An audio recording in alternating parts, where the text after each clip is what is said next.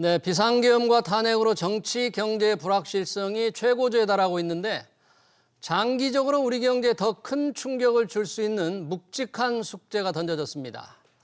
우리나라 그 어느 나라보다 빨리 초고령 사회로 들어간 건데요. 준비 없이 찾아온 초고령 사회, 어떤 문제가 있는지 신세돈 숙명여대 경제학부 명예교수시고 교수 모시고 들어보겠습니다. 교수님 어서 오십시오. 반갑습니다. 네, 초고령 사회, 65세 이상 노인이 20%를 넘는다? 이게 유엔이 뭐 규정한 겁니까? 이 초고령 사회라는 건 어떤 거예요? 유엔이 규정한 건데 네. 전 별로 마음에 안 들어요. 왜 마음에 안 드냐면 이제 고령화 사회라고 하고 그거보다 한 단계 더 가면 고령 사회. 네. 우리가 이제 초고령 사회인가요? 초고령 사회에 들어간 겁니다. 들어갔잖아요. 네. 근데 이제 그 기준이 뭐냐면 네. 65세 이상의 인구가 네. 전체 인구에서 차지하는 비중이 7%냐, 7%면 고령화 사회, 14%냐, 14%면 네. 고령 사회. 그다음에 20%냐 20%. 이거거든요. 네. 근데 그 7%, 14%, 20%가 예. 성경에 적혀 있는 거냐고요. 성경- 임의적인 거거든요. 유엔이 임의적으로 네. 나름 여러 가지 상황을 감안해서 만들었을 텐데 기분 안 좋다 이거예요. 그러죠. 네. 그러니까 그리고 20%하고 그럼 19%는 문제가 없고 네. 20%는 심각한 문제가 있냐. 네. 저는 그런 차원에서 이 규정이라고 하는 것 자체가 별로 썩 마음에 와 닿지는 않고 네. 둘째는 이게 무슨 뭐 굉장히 아까 앵커께서도 네. 말씀하셨지만 이게 뭐 묵직한 사회에 숙제를 네. 던졌다고 네. 하셨잖아요. 근데 이게 저는 박수 칠 일이라고 생각하거든요. 왜 그렇죠? 아니 65세 사람이 인구가 태어나서 늘어나는 게 건강하게 나이가 들어서 오래 이렇게 사는. 오래 사는 게 예. 이거 박수 칠 일 아닌가. 그래서 사회가 이 부분을 네. 너무 부담스럽게 생각하는 게 저도 뭐 고령에 속하는 사람으로서 그렇습니까? 부담스러워요. 저는 지금 재앙으로 생각하고 지금 네. 여쭈려고 그랬는데 아니, 인식을 좀 축복이라고 하니까 바꿔야 된다. 인식을 우리가. 바꾸자. 그래서 이거 박수 칠 일이다. 박수 칠 일이다. 박수 칠 일인데 여기에 따르는 여러 가지 부대 문제들이 있으니 예. 그 문제들을 현명하게 처리해 주도록 예. 국가가 좀 관심을 박수치며 관심을 가져주자. 저는 그 이슈라고 생각하거든요. 초고령 사회 진입이 축복받을 네. 그런 상황으로 만들기 위해서 뭐를 해야 될 거냐가 되는가. 중요하다는 거죠. 우선 그렇죠. 그 부분 얘기하기 전에 네. 우선 여튼 유엔이 기준을 정했으니까 65세 이상 인구 20% 혹시 수도권이나 뭐 지방 좀 많이 차이가 납니까? 많이 나죠. 많이 나죠. 통계를 보면은 이제 호남 쪽이 상당히 그 비율이 높고 네. 지방으로 갈수록 좀 높고 그런데 그거는 뭐 지방 사람들이 수명이 길어서라기보다는 네. 젊은 사람이 수도권으로 오고 그다음에 나이 드신 분들이 서울로 못 오니까 네. 생기는 거라서 네. 뭐 지역적인 차이가 있다고 하는 것은 저는 뭐 큰 우리가 신경을 쓸 일은 아니고 예를 네. 들어서 뭐 어떤 군의 평균 수명이 80에 가깝다고 80이다. 해서 예. 뭐 그쪽에 사시는 분이 수명이 긴 게 아니고 예. 우리가 뒤집어서 보면 거기서 젊은 분들이 다 빠져나가고 남은 분들이 주로 고령자이기 때문에 생기는 문제가 많아서 그러니까 이제 젊은 사람들이 빠져나가니까 네. 그 지역이 소멸될 거라는 우려까지 있을 정도로 그렇죠. 고령 사회에 대한 걱정이 많은데 아까 이제 축복받는 사회로 만들기 위해서 네. 할 일이 많잖아요. 네. 이대로 있으면 과연 축복받을 사회는 아닐 수도 있는데요. 어떤 문제들이 앞으로 생길 수 있고 고쳐야 될까요? 하나씩 얘기해 볼까요? 일단은 이제 그 말씀 드리기 전에 제가 왜 이게 축복받을 일이라고 우리가 생각해야 되냐고 하면 이제 국가나 사회가 아무래도 이제 지출을 해야 되는 쪽이 고령들이잖아요. 65세. 그렇죠. 건강, 그럼 그 복지. 돈은 어디서 나오냐? 세금을 걷어야 돼요. 65세 이하의 사람들이 내는 거잖아요. 네, 돈 버는 사람들. 예. 그러니까 이렇게 고령화되는 것이 사회의 짐이라고 생각을 해버리면 네. 돈을 내는 분들이 내어도 기쁜 마음이 없을 거 아니에요. 네. 될 수 있으면 안 낼 거 아니에요. 그렇죠. 본인도 조금 있으면은 우리보다 더 오래 사실 텐데 네. 사회가 이 고령화 사회로 가는 것이 사회가 성공한 증거다. 이게 성공하고 아주 성공적으로 발전한 결과다. 이렇게 생각을 하고 예. 우리가 박수 치면서 흔쾌한 마음으로 그분들을 도와주는 쪽으로 예. 형편이 닿는 한 세금도 더 내고. 그렇죠. 그러니까 기쁜 마음으로 우리가 이 문제를 좀 바라보는 네. 근본적인 좀 자세의 좀 전환이 필요한데 네. 지금 언론에 나오는 거를 보면은 네. 마치 짐덩어리 있냐? 네. 네. 네. 굉장히 불쾌해요, 전체. 네, 뭐 우리 신세동 교수님 불쾌할 줄 모르지만 네. 제가 걱정하는 건 짐덩어리는 아니지만 그렇게 노령 인구가 늘어나면 그분들이 일선 일하는 곳에서 물러남으로써 소득이 없잖아요. 우선 소득이 없는 분들을 어떻게 복지로 충분히 감당할 수 있는가 하는 복지 문제가 하나 있을 수도 있고요. 또 일찍 퇴직함으로써 생기는 여러 가지 복지 때문에 이제 국민연금도 받는 사람이 늘어나서 생기는 내는 사람이 적어지는 그런 문제도 있을 수 있고요. 또 그러다 보니까 일을 좀 더 하고 싶으니까 정년도 좀 더 늦게 일하고 싶은데 회사에서는 60세 전에 다 퇴직을 시키잖아요. 웬만하면. 그런 문제도 그대로 두면은 축복이 아닐 수 있다. 근데 그런 문제를 바꿔야 될 텐데 바꿀 준비가 이 사회 우리 대한민국의 준비가 돼 있느냐 이거죠. 그렇죠. 아직 안 돼 있으니 즐거운 마음으로 우리가 흔쾌하게 이 문제를 풀어나가자는 것이죠. 그래요? 그럼 하나씩 그래서 첫 번째가 풀어보죠. 네. 저는 일자리라고 생각해요. 일자리. 네. 그렇습니다. 지금 뭐 65세인데 사실은 대부분의 직장에 계신 분들이 60세 이전에 다 회사에서 나가는 현실이잖아요. 쫓겨납니다. 네, 뭐 대부분의 일반 회사는 50대 초반에 다 나가잖아요. 네. 그러니까 이 일자리 문제는 사실은 고령의 문제가 아니라 중년의 문제이긴 한데 어쨌든 65세 이상의 분들에게 소득은 예전과 같지 않더라도 일자리 기회를 좀 많이 줘야 된다. 그럼 어떻게 하면 이 상당 부분은 일찍 나가지 않고 일하고 싶어 할 텐데 어떻게 하면 일을 더 할 수 있죠? 그러니까 뭐 정년 연장을 한다든지. 정년 연장. 네. 그건 이슈가 어마어마한 이슈가 중요한 크게 이슈인데, 됐죠. 정년 네. 연장. 그래서 지금 만 정년 60세잖아요. 연장을 네. 이제 60세고 이제 교수 같은 경우는 65세인데 이거를 이제 부문별로 조금씩 점진적으로 정년을 연장을 해서 단계적으로? 70 또는 뭐 75세까지 또는 아예 뭐 어떤 나라 같이 정년을 아예 없애는 것도 저는 굉장히 필요한 조치다. 그럼 정년 연장은 더 일을 하고 싶어하는 분들은 대환영을 하겠지만 기업들은 환영하겠습니까? 기업의 부담이 좀 되는 부분이 있겠죠. 네. 그래서 일단은 특정한 연령을 넘어서는 분이 일을 계속하는 경우에는 네. 급여 체계를 이원화해서 소위 고령화 트랙으로 가는 경우에는 급여 자체를 뭐 한 40% 깎는다든지 네. 해도 해당되는 분은 어차피 노는 것보다는 훨씬 더 나으니까 수용 가능하고 또 국가 차원에서도 어마어마하게 지금 고령 일자리를 위해서 지금 뭐 수십조의 돈을 풀어놓고 있는데 네. 그 부담이 줄어들 테니까 네. 저는 첫 번째로 이 65세 이상의 일자리를 제도적으로 우리가 늘리는 데 있어서 일단 기업도 동참을 하고 기업도. 그다음에 연령층이 낮은 분들도 거부만 할 것이 아니다. 내 일자리가 없어진다. 이렇게 거부만 할 게 아니라 결국은 당신도 그렇게 나이가 드실 테니 긴 안목에서 보면 수용 가능하다. 네. 저는 그래서 본인의 차원에서도 수용 가능하고 그다음에 연령이 저연령에 계신 분들도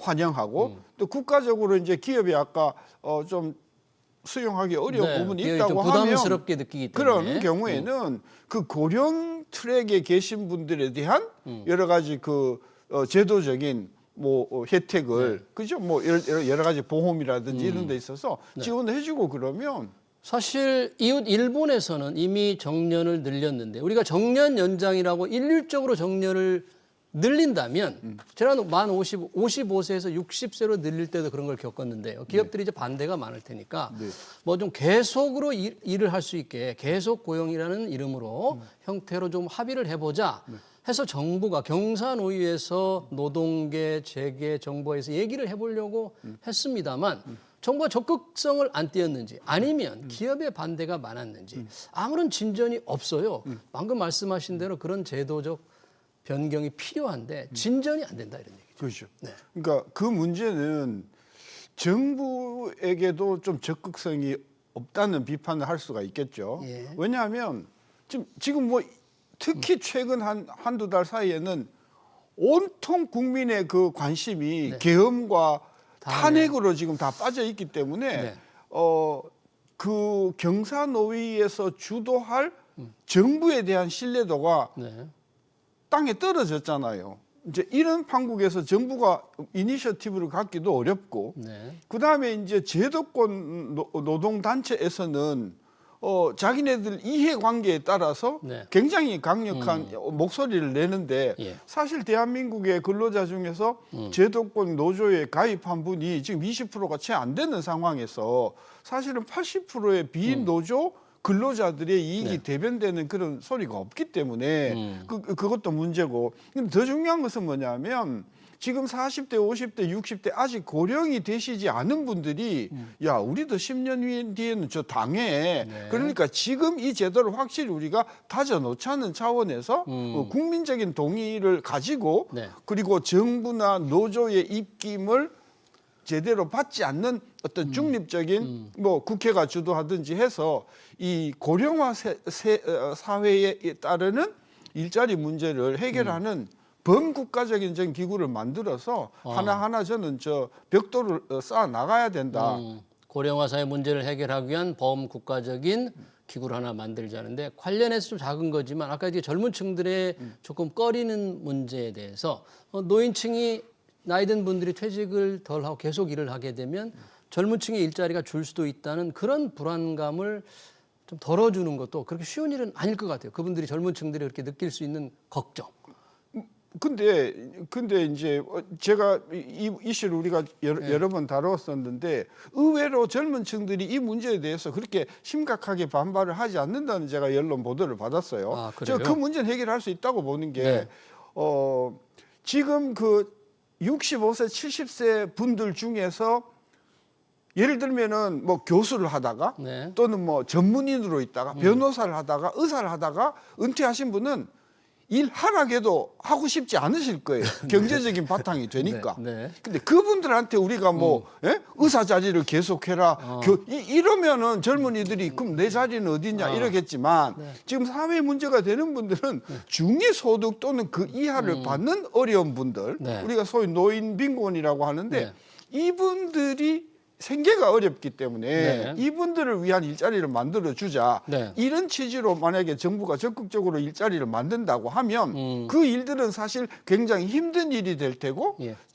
소득이 적은 일들이 될 거란 말입니다. 맞습니다. 그거를 정부가 지원해서 준다고 하는데 그걸 반대하는 20대, 30대가 있으면 진짜 어른들한테 회초리를 맞아야 할 네. 그런 사람들 아닐까요? 그래서 네. 그 노인네들에게 제공하는 정부가 특히 지원해서 제공하는 일자리가 충분히 젊은이들이 반대하지 않고 네. 내 일자리를 뺏어가지 않는다라고 하는 그런 저는 일자리는 저는 많이 있을 수 있다고 봐요. 네, 그러면 정말 좋겠죠. 노인 빈곤 잠깐 말씀하셨지만 우리 노인 빈곤율이 40%가 넘습니다. 그런 분들의 아무런 준비 없이 늙어가는 사회를 막기 위해서 그분들이 좀 계속 고용의 형태로 일을 하셨으면 좋겠는데 그런 문제를 해결할 수 있는 시급한 기구 설립이 필요하네요. 또 이 노령화 사회에서 고령화 사회에서 또 하나 걱정이 이제 늘 얘기하는 우리 국민연금 또 재정 문제가 생기잖아요. 연금을 낼 분들은 적어지고 연금을 타는 사람만 많아지는데 여기에서도 국민연금 보험료를 더 내자는 거에 대해서 상당히 그 젊은 층이 반발할 수도 있고요. 또 받는 돈, 보험금도 좀 줄이자는 그런 필요성이 있는데 이 역시 지난 정부에서 최근에 그 여야 합의가 좀 이루어지려다가 안 됐고 지금 시급한데 이것도 지금 전혀 추진 동력이 없으니까 이것도 심각한 문제 아니에요. 네. 그러니까 그 부분은 우리가 투 트랙으로 가야 된다고 봐요. 두 가지로 무슨 어떻게 해요? 얘기냐면 네. 65세 이상 이미 65세 이상 고령에 들어가는 분들은 네. 어떤 제도를 채택한다 하더라도 낼 돈 없어요. 네. 낼 기회도 없고 네. 타먹는 입장이잖아요. 그렇죠. 이분들에게 예를 들면 뭐 소득 대체율을 막 팍 올려준다? 이건 반발이 클 거란 말이에요. 그래서 65세 이상에 해당되는 고령에 대해서는 기존 체제를 될 수 있으면 유지를 하고 다만 65세 이상 연령이 숫자가 많아지잖아요. 지금 잘 안 돌아가시니까. 계속 늘어나는 그렇죠. 거죠. 거기에 따르는 재정의 확장 부분은 국가가 감내를 하고 네. 지금 이 국민연금의 이 연금의 그 보험료 체계를 바꾸는 거는 65세 이상의 사람 이하의 사람들을 위한 제도잖아요. 네. 저는 그래서 그런 면에서는 이 20대, 30대, 40대, 50대 이해 당사자가 주체가 되어 가지고 지금 정부가 지난번에 그 개편안을 냈는데 보면 네. 그게 그걸 잘 반영하고 있어요. 지난번에 정부가 네, 내놨. 네, 20대, 30대, 40대, 50대에 따라서 매년 내는 보험료율의 인상률을 차등화 있잖아요. 조금씩 높이는 조금씩 높이고 예. 나이가 이제 50에 가까우면 좀 많이 내도록 내고. 하고 예. 그다음에 이제 자녀 기간에 따라서 그렇죠? 이게 차등화를 뒀고 그다음에 이제 그 소득 대체율도 그렇죠? 소득 대체율도 차등화를 해서 했기 때문에 이 부분에 대해서 저는 그 20대, 30대, 40대, 50대가 합의를 해서 그 제도를 빨리 네. 그 사람들에게 이익이 되는 쪽으로 해주는 문제를 빨리 이제 해결을 해야 되는데 그 문제하고 네. 이게 연결이 돼 있지만 지금 우리가 이야기하는 고령화 시대의 부담이 늘어나는 거는 이미 보험료를 낼 수 거의 없는 사람들에 해당되는 이야기이기 때문에 네. 이걸 혼돈해서 이야기하지 말고 네. 고령들은 고령들 문제로 우리가 처리를 하고 그다음에 지금 30대 40대의 그 보험료율은 서둘러 우리가 체계를 정책화시키는 게 필요하다고 보는 거죠. 네, 그러니까 이제 내는 분들이 차등화해서 올라가는 문제가 정부가 안을 냈는데 이 부분에 대해서도 국회가 이제 법을 통과시켜야 되는데 하루라도 늦어지면 수백억씩 적자가 늘어나기 때문에 이 역시 지금 정말 부지하세원이다. 이래서야 되겠는가. 그런데 초고령사는 다가왔다. 그런 걱정이 많다는 겁니다. 그러니까 국민연금 문제 그렇고요.